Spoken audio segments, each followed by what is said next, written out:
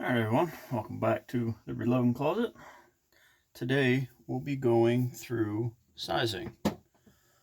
This pushes the brass up into a die based on particular cartridge and presses it back into SAMI specs so that it will chamber in your rifle.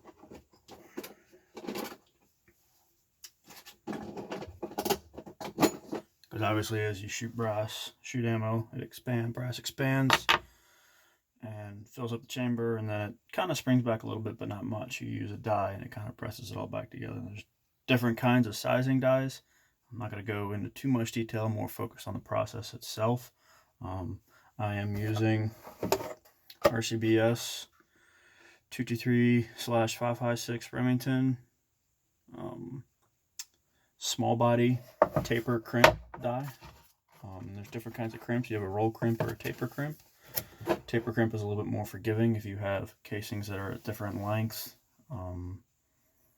Roll crimp is a little bit more picky. Small base means it's tightens it up a little bit more, so it's better for, say, ARs. They typically tend to have a tighter chamber. So since I will be shooting this in an AR, that's why I went with that. So to start out, we've got our case lube and we've got our lube pad. All right, so you just want to take it, and it is pretty tough to squeeze out, but you squeeze it out, just going down. I make little zigzags. All right, get a little more on there. All right, so as you look at your pad, you see it'll be pretty goopy and uneven and everything else. So what I do is I take a couple of used AA batteries, all right, and I just roll them across there. It helps even out the lube, and so when you get those first couple of rounds, as you put lube onto them, you don't end up with an excess amount of brass, because doing that you'll end up denting necks, causing what they call hydroforming issues, because within the die, the fluid doesn't compress. All right, so the path of least resistance would be the brass, and the brass will get dented and cause issues, and essentially it'll ruin the brass. All right, so we'll take our die. All right, our sizing die. Remember I talked about the one with the pin, but since all this brass has been decapped, we don't have to worry about that. But on that pin is also the neck sizer. I'm not going to take it apart, but I can show you if you look in there. All right, there's what's called a sizing ball, and as the round goes up into the brass, it sizes the casing itself, and then as you pull it back out, it sizes the neck. All right, this one is already set up for my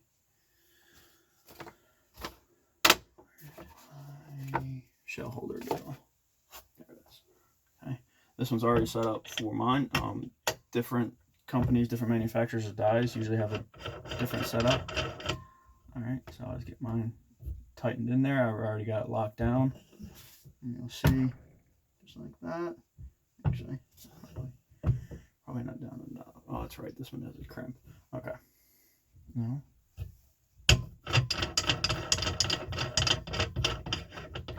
Mine isn't 100% set up right.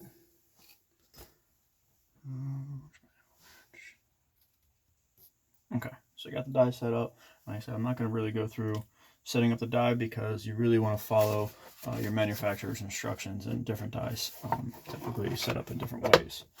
All right, so that's set up. A little bit of cam over. Good to go. Okay, so what I'll do now is I'll take anywhere from 5 to 10 pieces of brass. We'll do 10 pieces. Okay.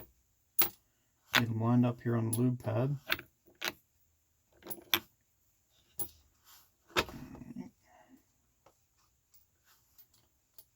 And then you got them on there, then you just go back and forth. All right. And you want to be careful just to get it on the bodies. You really don't want to get it on the neck. Get it on the neck, and you end up denting the neck and ruining the brass. All right, so at this point, Got one lubed. Raise it up.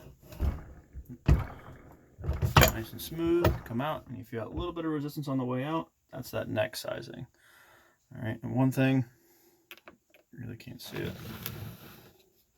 Okay, so you see how you have your loading trays. A good way to keep your spot is I flip the brass. So after each process, the brass will get flipped, so you'll go back and forth through each process. That way you know where you're at in the process insofar as your loading tray. Check this. Oh, and a lot of times, like you'll pick up a piece of brass. You see that brass? Get focused. It's got a little bit of dent in the brass. Watch this.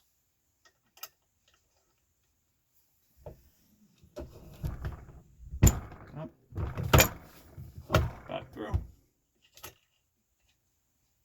and the dent has been rendered. So if you find that you pick up brass and everything else, don't worry about the neck or anything like that being too dented. Sometimes it can be a little too much, and if it is, luckily for me, I cut the neck off and I size it down to 300 blackout. 300 blackout it's awesome for making, or 556 awesome for making 300 blackout brass. Same cartridge. So very easy to do. You see, you get that good press. It doesn't take a whole lot of effort.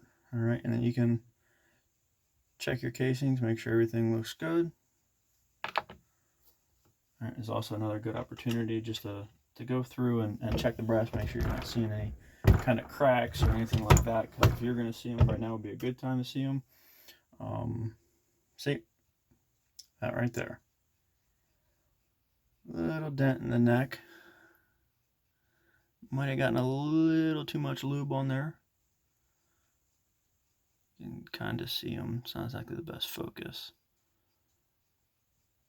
So I'll still run with it. That's not too bad.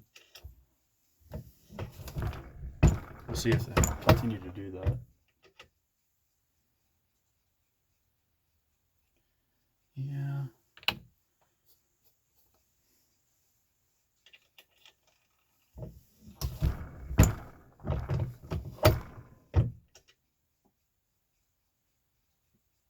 That's good.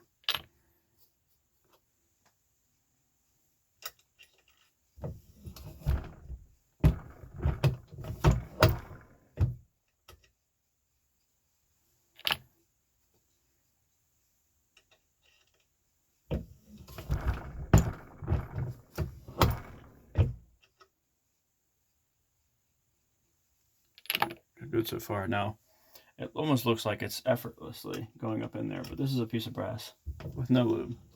All right, you feel it, like I'm catching a decent amount of resistance to where it end up getting stuck up in there. So always lube your casings.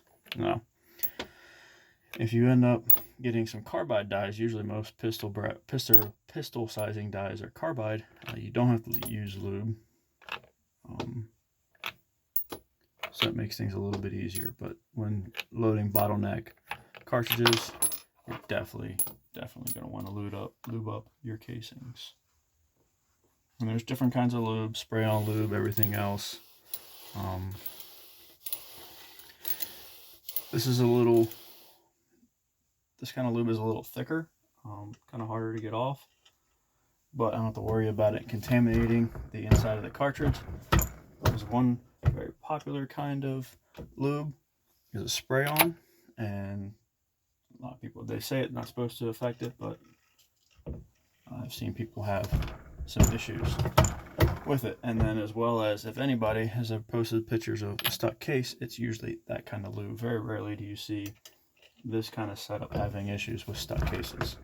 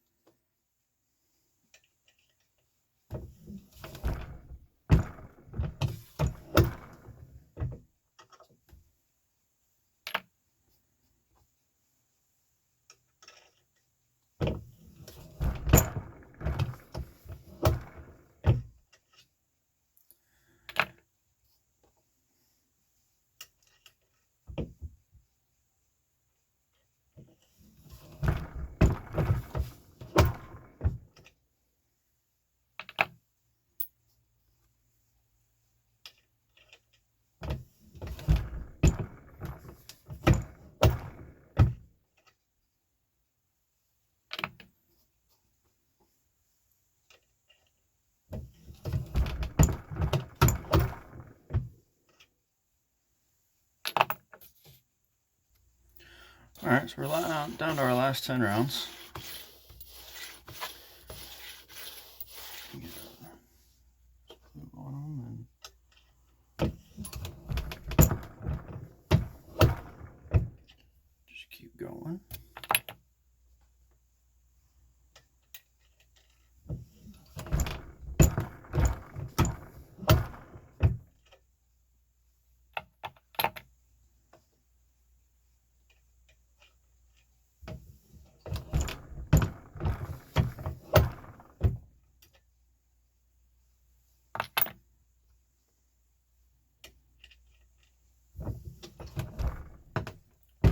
Another thing I will say, when you first get your sizing die or your die set, you really want to, and it'll say it in the directions. You really want to clean them out. Take a brake cleaner or something like that. I usually hit it with a couple of shots of brake cleaner, get it cleaned up. They send it in what you call packing grease, but it's an anti-rusting grease. And you really want to get all that cleaned off because that could cause issues. I know RCBS, they have what they call a vent port in the die that sometimes will get packed full of grease, and you're going to want that clean as well. That being dirty could really cause issues. If you do get a little too much lube, it allows the lube to vent. But if it's clogged, it's not gonna vent. It'll cause issues in the brass. Alright. And last one.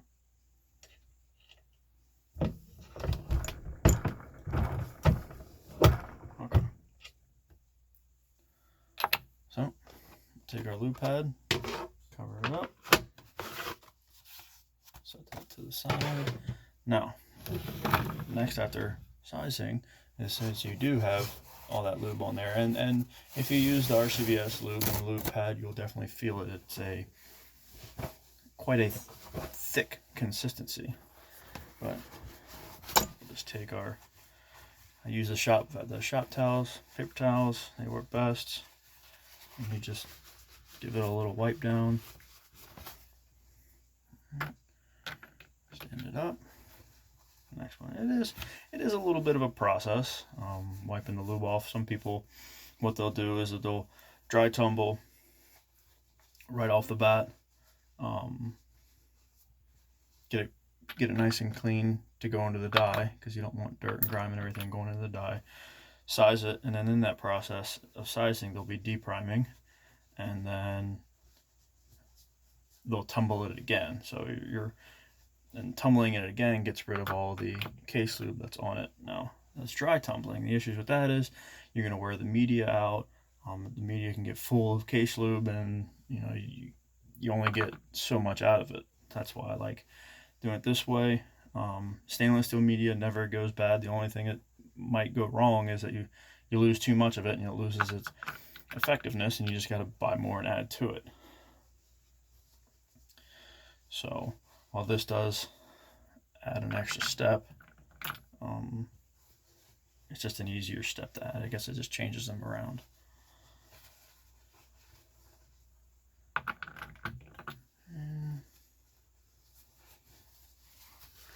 And these shop towels do a nice job of cleaning the brass off, and as you can see, I get a little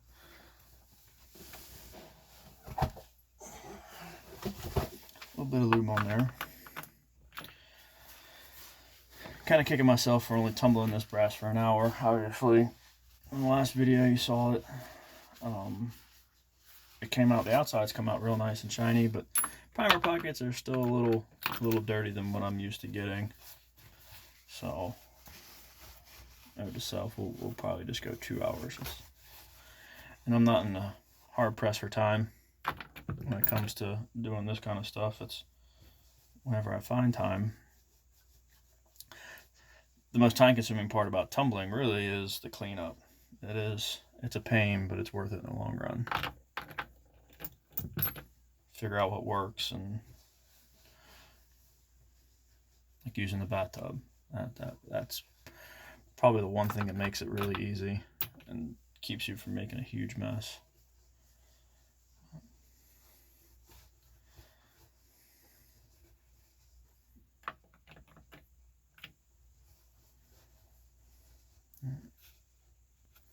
So you'll notice as I'm going down through and cleaning each piece of brass, it gets flipped back the other way. That way, kind of just keeps track of where you're at as far as what process is getting done.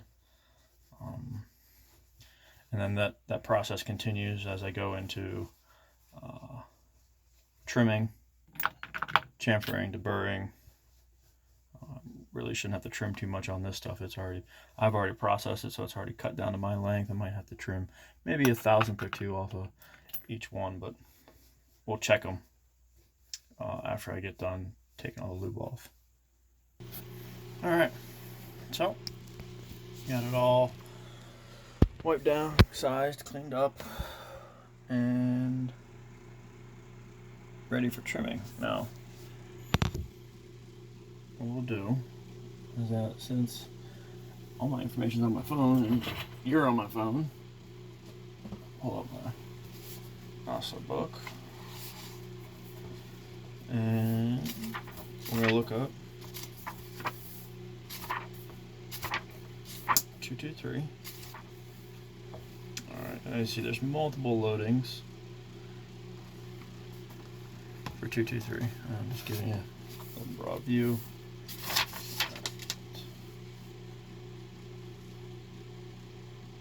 But what we're looking for is case length. So case length is 1.760 max case length. Okay, so you usually want to back off 10,000ths from that. So we'll be looking at 1.750 to be our trim 2 length. So we'll take our piece of brass right here, our calipers, set them to 0. All right.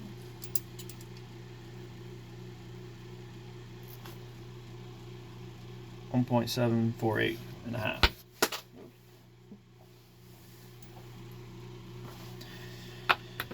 So I can live with that.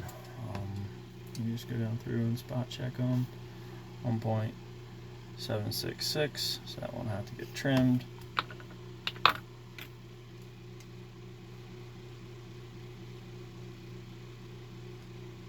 Here 1.771.